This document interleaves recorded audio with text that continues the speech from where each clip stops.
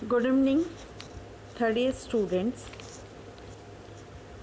मैं आपको इकोनॉमिक्स पढ़ाऊंगी। मैं डॉक्टर अंजू वाला अर्थशास्त्र में, और आपके प्रथम पेपर समष्टि अर्थशास्त्र है, जिसका प्रथम टॉपिक है समष्टि अर्थशास्त्र, स्थैतिक, तुलनात्मक स्थैतिक, डायनेमिक अर्थशास्त्र से संबंधित विश्लेषण। सर्वप्रथम समष्टि या व्यापक अर्थशास्त्र किसे कहते हैं? इंग्लिश में इसे मैक्रो इकोनॉमिक्स कहते हैं। समष्टि अर्थशास्त्र का अर्थ। समष्टि अर्थशास्त्र आर्थिक विश्लेषण की वह शाखा है जिसमें अर्थव्यवस्था की समस्त इकाइयों का समग्र रूप से अध्ययन किया जाता है।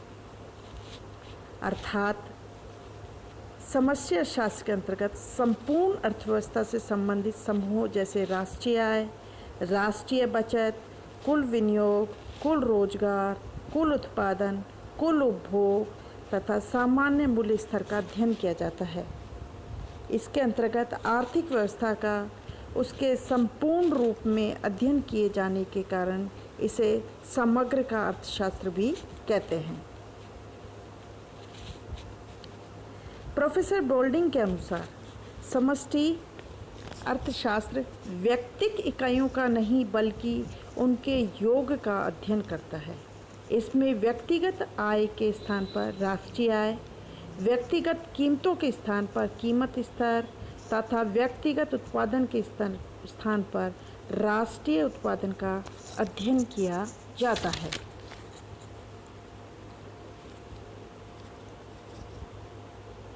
इसी प्रकार गार्डनर एकले भी कहते हैं कि समष्टि अर्थशास्त्र के अंतर्गत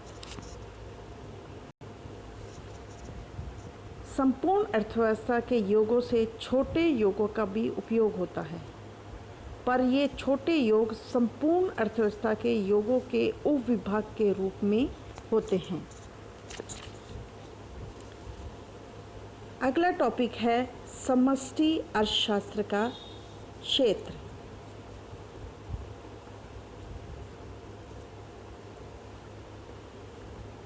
अर्थात स्कोप ऑफ मैक्रो इकोनॉमिक्स। समष्टि अर्थशास्त्र का क्षेत्र जिसके मुख्य तौर से 8 सिद्धांत हैं। पहला, आय व रोजगार का सिद्धांत, सामान्य मूल्य स्तर का सिद्धांत, आर्थिक विकास का सिद्धांत। चौथा, व्यापार चक्रों का सिद्धांत। पांचवा, अंतर्राष्ट्रीय व्यापार एवं विदेशी विनिमय का सिद्धांत। छठा, मुद्रा एवं बैंकिंग का सिद्धांत। सातवां, राजस्व का सिद्धांत। आठवां, वितरण का समष्टिगत सिद्धांत। इस प्रकार समष्टि अर्थशास्त्र के क्षेत्र में ये 8 सिद्धांत पाए जाते हैं, जिनका हम थोड़ा सा विस्तार से चर्चा करेंगे। पहला, आय व रोजगार का सिद्धांत। इसके अंतर्गत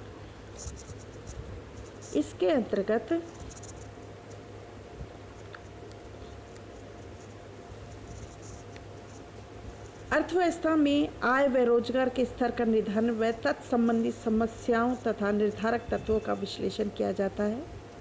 इसके अंतर्गत उपभोग फलन, विनियोग फलन, गुणक व त्वरक, जिसकी चर्चा हम आगे के विषयों में करेंगे, अभी हम सिर्फ बता रहे हैं। दूसरा, सामान्य मूल्य स्तर का सिद्धांत। इसके अंतर्गत महंगाई यानी मूल्य से स्तर से संबंधित यानी मुद्रास्फीति, मुद्रा संकुचन, मुद्रा अपस्फीति, मुद्रा संस्फीति का अध्ययन किया जाता है। तीसरा, आर्थिक विकास व नियोजन का सिद्धांत। अर्थव्यवस्था में विकास व नियोजन का सिद्धांत समष्टि अर्थशास्त्र की परिधि में आता है। इसके अंतर्गत विकास व नियोजन की परिविधियाँ, व्यूह रचना व सिद्धांतों का विश्लेषण किया जाता है। चौथा, व्यापार चक्रों का सिद्धांत।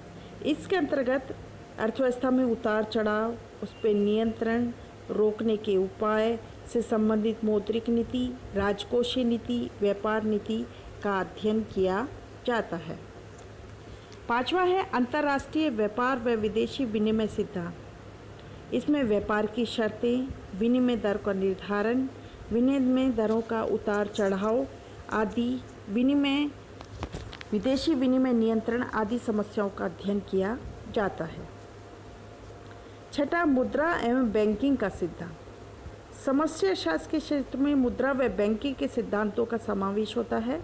इसमें मौद्रिक व्यवस्थाएं, साख व्यवस्था, बैंकिंग के सिद्धांत, केंद्रीय बैंक की व्यवस्था एवं कार्यप्रणाली एवं अंतर्राष्ट्रीय वित्त का अध्ययन किया जाता है।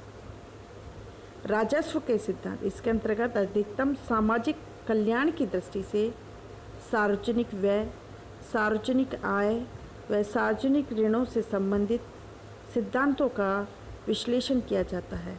इसमें आधुनिक युग में राजकोषीय नीति का दूसरी नीतियों से समायोजन बिठाने को विश्लेषण किया जाता है। वितरण का सिद्धांत, समस्या शास्त्र के वितरण का समष्टि मूलक सिद्धांत भी आता